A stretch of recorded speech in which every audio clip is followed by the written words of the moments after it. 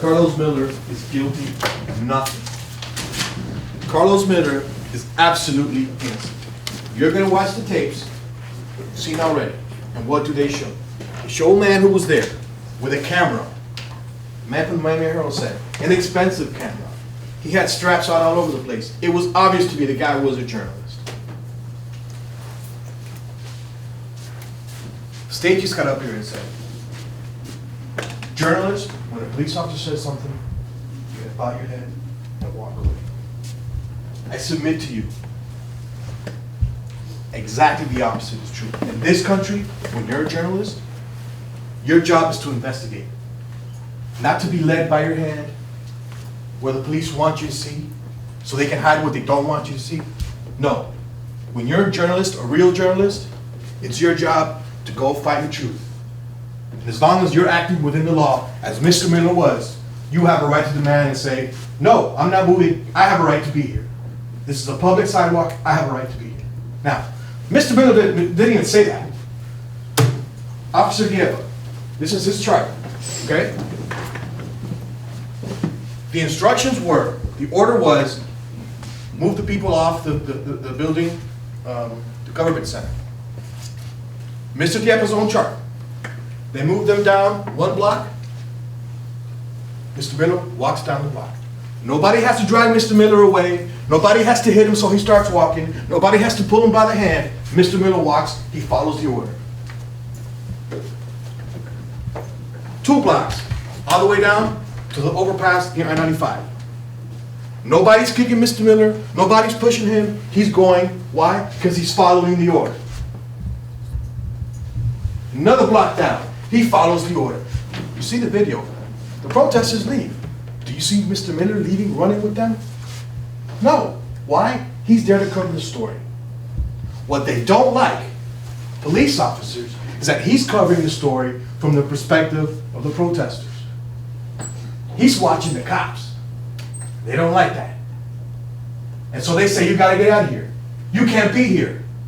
But then you see all the other media members walking right by him, doing the same thing he's doing. I submit to you, members of the jury, he did his job. He has a right to do his job the way he sees fit. It's not up to these prosecutors to tell anyone, much less an independent journalist, how to do their job. It's not up to the police officers. It's not up to a judge or the president. No, no, no, no. In this country, the journalists do their jobs the way they see fit. What he's describing is Cuba. What he's describing is a communist country. The government says, no, you can't be here because I say you can't be here. And it's infuriating to me that a prosecutor get up here and try to convince you that just because a police officer says something, he has to bow his head and walk away. That is a disgrace to the Constitution of this country. That's what this case is about.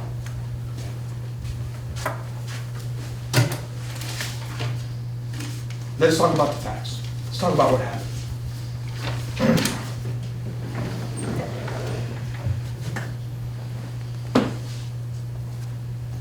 We heard from Officer Diepo.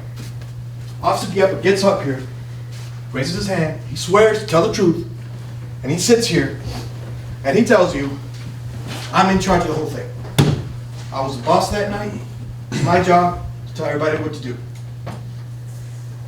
And I know from being the boss that everybody who's a media member, who's credentialed, they have to go check in with my PIO, Mrs. Paris. And she tells them where they can be. And they got to be behind the line. And if they're not behind the line, they're trespassing. If they're not behind the line, they're violating my orders. That's what he said. Officer Bravo, or actually he's not an officer, Mr. Bravo, the cameraman for the police department.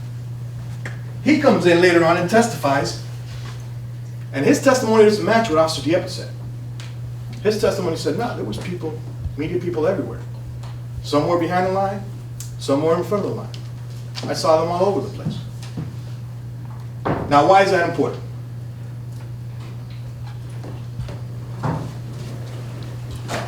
Officer Diepo is trying to make it seem, just because Mr. Miller is shooting his story, is investigating, is doing his job from a different angle, that somehow that makes him a criminal.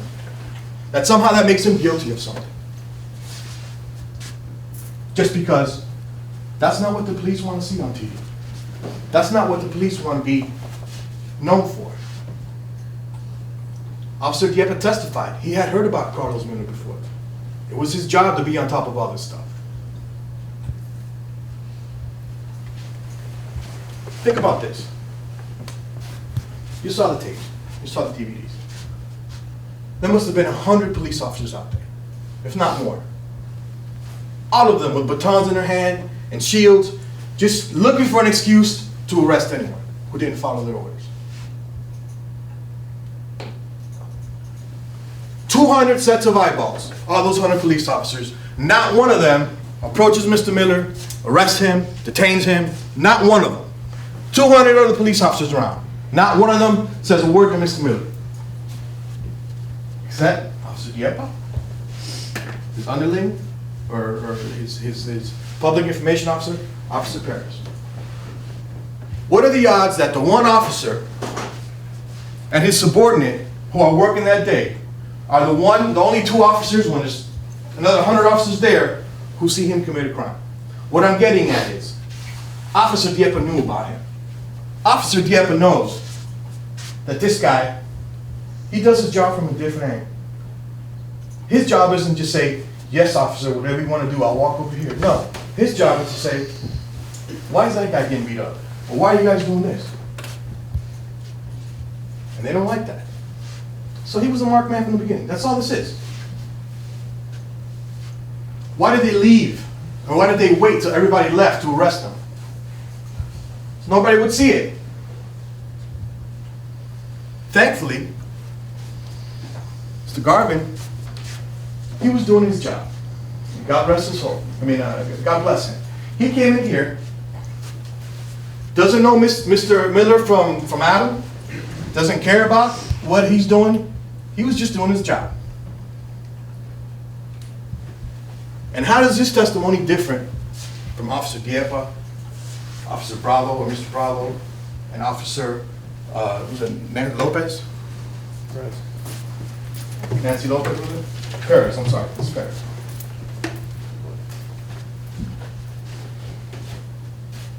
He was asked, Mr. Garvin was asked, did you see Mr. Miller that night? Yeah, I saw him. Did he appear to be a journalist? Of course. Did he appear to be a protester? No. He has no reason to lie. It was inconvenient for him to be here since 2 or 3 o'clock this afternoon. He doesn't know Mr. Miller. He wouldn't come here and lie for him. Now, how does that conflict with the officers?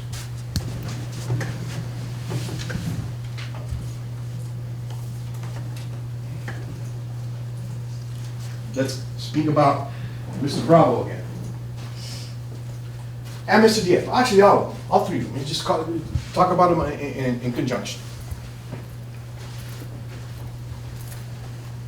Come again, swear to tell the truth, shiny badge on, sit down.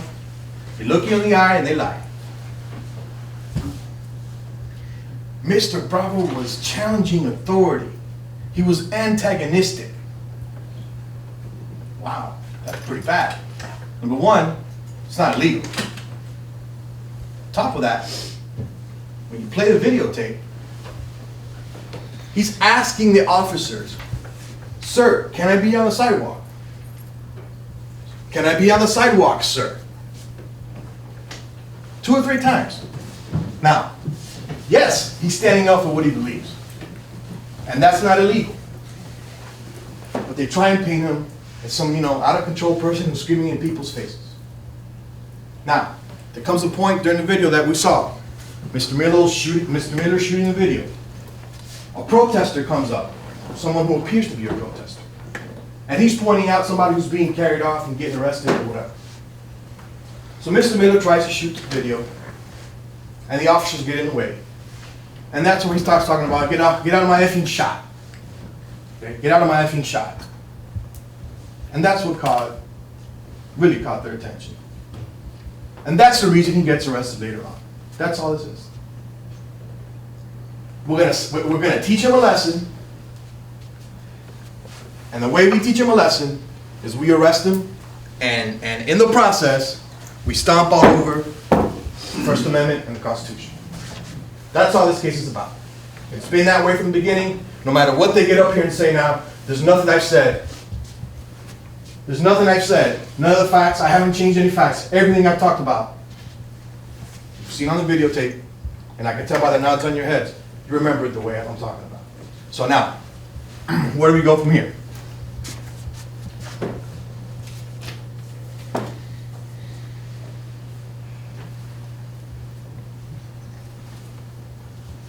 One of the, every case has little things about it that you kind of remember about. A witness said about it. And the thing I want you guys to remember is, if you remember Officer, I keep calling him an officer, he's not an officer, Mr. Bravo, cameraman. Yeah, he's challenging, he's aggressive, he's so, all this stuff. Then we see the video, and yeah, he's forceful in exercising his right, but he's saying, sir, can I be on the sidewalk? Like, why can't I be on the sidewalk, sir? And then during cross-examination, it comes out, Officer Bravo's words, I wrote them down. During direct examination, he's making it seem like Mr. Miller's out of control. He's about to punch an officer. That's what he makes it seem like. But then during cross-examination, when Mr. Trevilla starts asking him questions, ultimately, what does he say? Well, yeah, he didn't ask nicely. He didn't say, may I? Those are his words. And I submit to you, when we speak to each other, it's nice to be cordial. It's nice to say, may I? Whether it's at home, at work, our private lives, that's the way we should do it. But just because you don't ask nicely doesn't give the police the right to arrest you, doesn't give the prosecution the right to prosecute you. It doesn't make you guilty of any crime.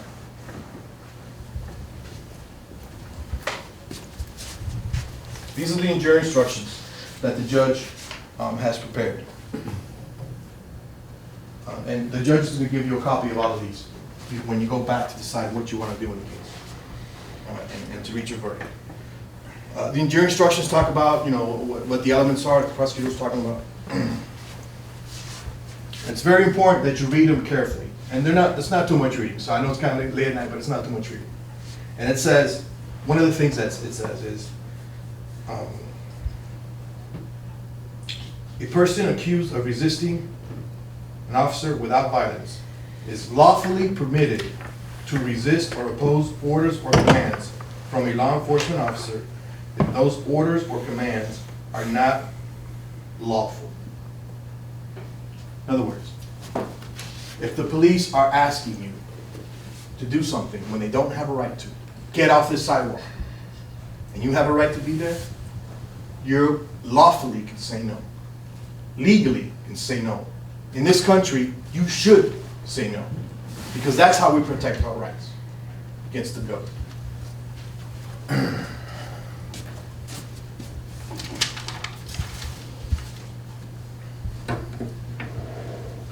Mr. Witt, Ms. Nenbor, Mr. Suarez, Mr. Horn, Mr. Navarro, Ms. Innocent, and Ms. Padilla. You guys have an awesome responsibility, like I talked about in the beginning of this case. This is not the end-all, be-all case. This is not a big murder case. This is not the biggest case in the world. For Mr. for Mr. Miller, though, this is the most important case in the world. And I submit to you that this case is important to all of us. Because if the First Amendment means anything, if freedom of speech or religion, freedom of the press means anything, it means you have a right to challenge authority. When that authority is being abusive, it is our duty as Americans to challenge it. And that's what this case has been about. Can I just 1 second, Judge? Yes.